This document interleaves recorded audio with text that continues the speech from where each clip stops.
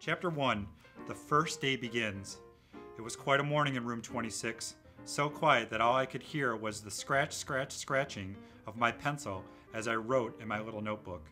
I'm writing a poem at the end of summer. Og, I squeaked to my neighbor, the classroom frog. I'm Humphrey, the classroom hamster. I'll read you what I have so far. Summer, oh summer, I hate to say goodbye. Summer, oh summer, must you end, and why? Og splashed gently in his tank as I continued. I love summer days at Camp Happy Hollow, and now that they're over, I stopped because there was nothing more to read. Bong, Og twinked. Green frogs, like him, don't say ribbit. They make their sound like a broken guitar. Bong, bong. I haven't finished it yet, Og, I explained. I have to find a word that rhymes with hollow. Wallow or swallow? I stared down at the page again. I love summer days at Camp Hollow, and now that they're over, I could hardly swallow? Og dived deep down in the tank and splashed noisily. I don't think much of that line either, I replied. I'll try again. Just then, our teacher, Mrs. Brisbane, came bustling into the room, carrying stacks of papers. As usual, I quickly hid my notebook under my mirror in my cage. As much as I love humans, some things are better kept private.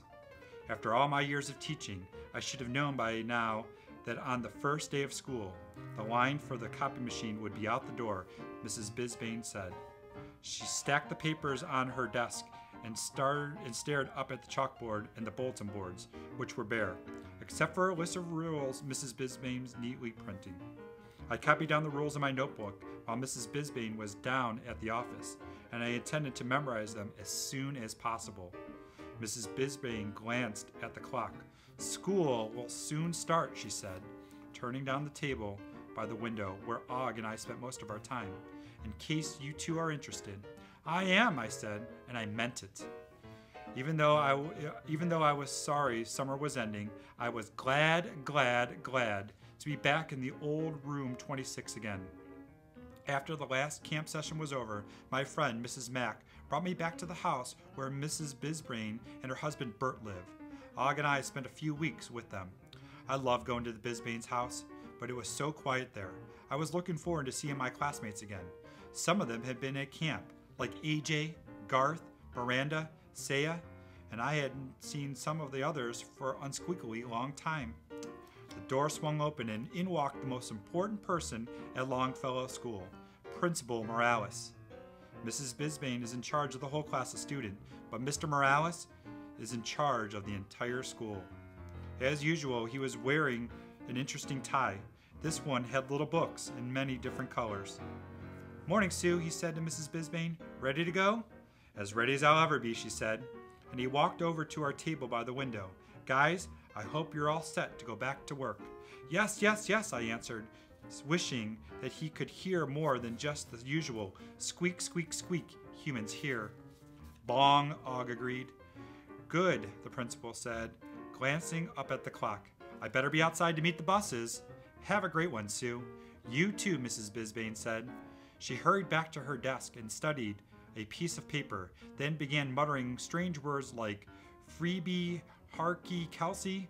Goodness, we're going to be learning new languages this year. Thomas, Rosie, Paul. Did she say Paul? I knew that word. It was the name of a boy who had come into our class for math last year. I was about to point out this to Og when the bell rang as loud as ever.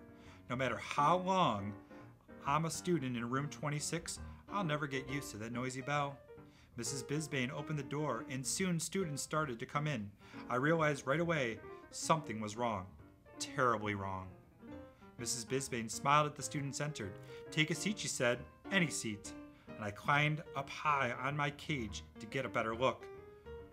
Who are those kids, Og? I asked my neighbor. I've never seen any of them before. Bong, he answered, splashing noisily. More unfamiliar students came into the room. One of them was a girl who whizzed by in her wheelchair. Another was a boy who was really tall. He was as tall as our teacher, maybe taller. Just take a seat, children. How could Mrs. Brisbane sound so cheery, knowing these students didn't belong in room 26? As the classroom hamster, I felt I had to squeak up. "You're in the wrong room," I squealed. "This is not your room. Go back."